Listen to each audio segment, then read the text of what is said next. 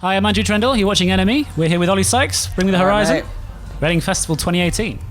How was that? Yeah, it was good. When did you find out this was going to happen? Quite a while now. I think about a good 6 months or so we've been planning it. Yeah. I mean, what does Reading and Leeds mean to you? It's just a good festival, isn't it?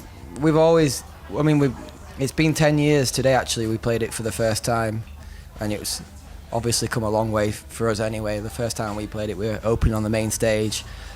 I think like Slipknot pulled out or something, and we not took their slot, but we filled in. It was horrific. Like literally got camera phones, bananas, gravel, ketchup thrown at us. It was just madness. So Where'd they get gravel? I don't know. They must have brought it especially.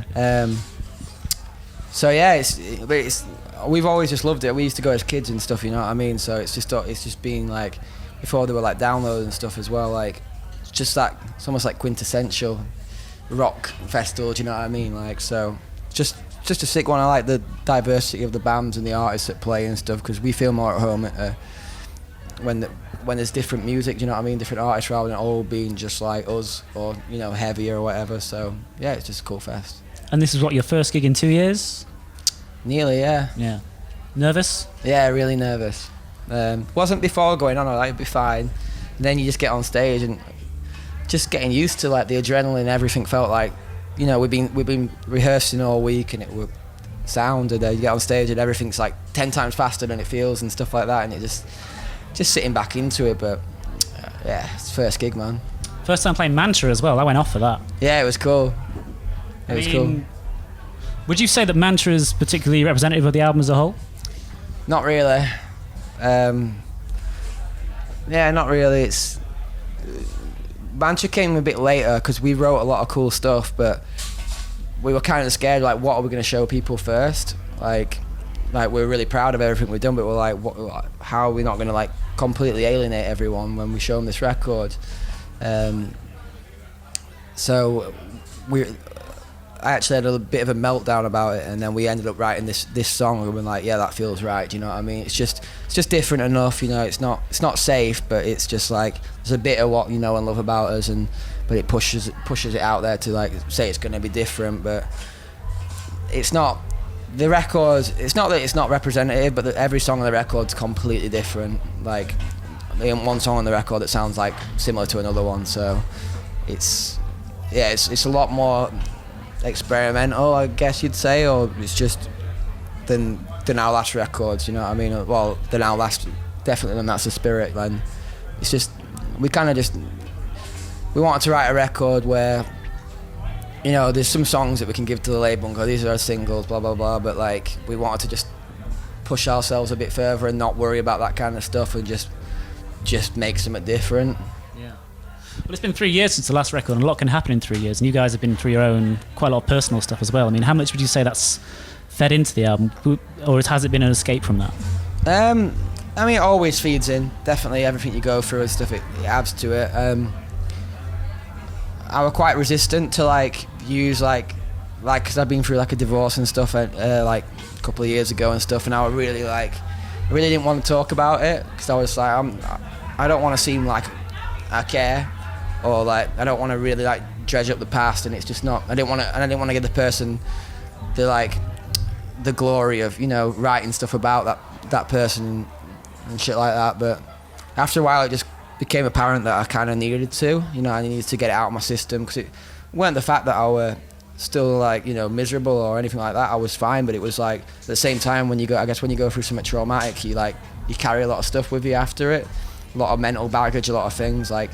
Whatever happened in that situation, obviously I took that on, and, you know, maybe started trusting people less, or, you know, started feeling like a certain way, and it's completely irrational, but you do. And so yeah, for a while I was like, I'm not gonna, and then after a while I thought, no, I need to, you know. It's because for me, I've always said it as well, like writing lyrics and making music is the most therapeutic thing.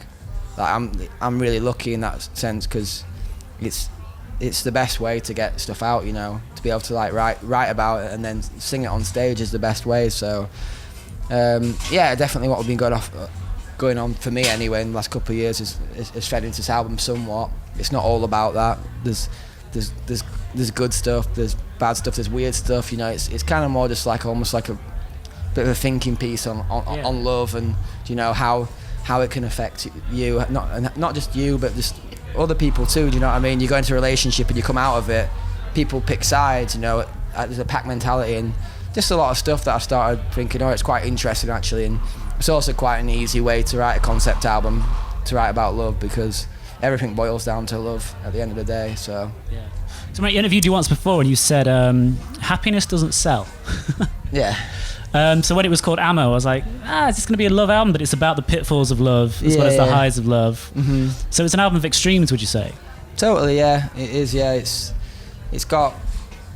There's some songs on there that are just full on gushing about how happy I am to be in love, and there's other songs where it's just, you know, completely just the darkest points of relationships I've been in and stuff like that. And for me, like Ammo, like obviously like Ammo is like Portuguese for I love, and obviously like the ammunition part, and then like in European Portuguese it means master. So there are all these like little double and triple meanings that came into like, so it sounds happy, but like at the same time there's all these like little hidden meanings for me that make it like a little bit more complex than that. Do you think too much about, because the last two records have kind of cracked the mainstream more and more, do you worry yourself with reaching a wider audience, or are you happy with where you are?